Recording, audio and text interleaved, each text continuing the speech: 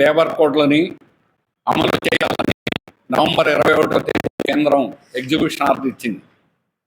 ఈ లేబర్ కోడ్ల అమలుకు వ్యతిరేకంగా దేశవ్యాప్తంగా ఫిబ్రవరి 12వ తేదీన యావత్ దేశవ్యాప్త కార్మిక సంఘాలు, సంయుక్త కిసాన్ మోర్చా భాగస్వాములైన రైతు, వ్యవసాయ కార్మిక, కౌలు సంఘాల కిసాన్ మోర్చా సంఘాలు కలిసి దేశవ్యాప్తంగా సార్వత్రిక సమ్మె జరపాలని, డూ ఆర్ డై ఈ సమ్మె జరపడం అనేది కార్మిక వర్గం యొక్క రక్షణకి, మనుగడకి, స్వాతంత్రం ముందు నుంచి సాధించుకున్నటువంటి కార్మిక చట్టాలను కాలరాసే కేంద్ర ప్రభుత్వ బీజేపీ కుట్రని బద్దలు కొట్టడానికి తీవ్రంగా కార్మిక వర్గం ఈ సమ్మెలో పాల్గొవాలని పిలిపివ్వడం జరిగింది.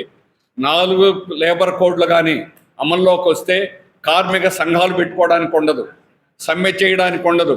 పోరాడే ప్రజాస్వామ్య దేశంలో పోరాడే హక్కు లేకుండా, ప్రశ్నించే హక్కు లేకుండా చేయడమే బీజేపీ చేస్తున్నటువంటి చర్య. అందువల్ల ఈ రోజు ఉన్నటువంటి హక్కుల్లో ఉన్నటువంటి కార్మిక వర్గానికి సంబంధించిన హక్కులన్నీ కూడా పోతాయి. ఉన్నటువంటి మూసేయడానికి, కంపెనీలని ఇష్టం వచ్చినట్టు లే ఆఫ్ చేయడానికి, లాకౌట్ చేయడానికి వారు ఇష్టం వచ్చినట్టుగా అవకాశాలు కల్పించడం జరిగింది. పారిశ్రామిక సమ్మె చేసినందుకు 8 రోజులు కార్మికులకు 1 రోజు సమ్మెకి జీతాలు కట్టింగు, అలాగే నాయకులను అరెస్ట్ చేయొచ్చు, క్రిమినల్ కేసులు పెట్టచ్చు. ఆ విధంగా అన్ని విధాలా కూడా రాబోయే కాలంలో బ్రిటిష్ కాలం నాటి బానిసత్వ పద్ధతులను తీసుకురావడానికి, ఇప్పుడున్నటువంటి కార్మిక చట్టాల యొక్క సారాన్ని మొత్తాన్ని పీల్చేసి కట్టు బానిసలాగా మార్చేటువంటి విధానాన్ని తీసుకురావాలని ఈ 4 లేబర్ కోడ్లు వచ్చాయి. ఇది కేవలం కార్పొరేట్ల ప్రయోజనం కోసం, కార్పొరేట్లకు ఊడిగం చేసేదానికే కేంద్ర ప్రభుత్వం చేసింది.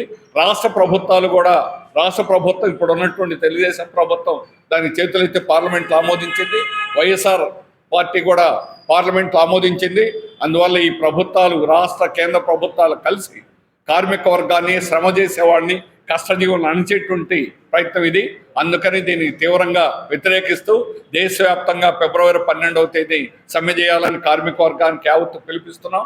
సంఘాలు ఉన్నా లేకపోయినా ఇప్పటి వరకు శ్రమజీవులందరూ కూడా ఐక్యంగా పోరాడేటువంటి వేదికగా ఫిబ్రవరి 12 దేశవ్యాప్తంగా ఆంధ్ర రాష్ట్రంలో పెద్ద ఎత్తున సమ్మెలు చేయాలని, దీనికి సంబంధించిన కార్యక్రమం రూపొందించడం జరిగింది.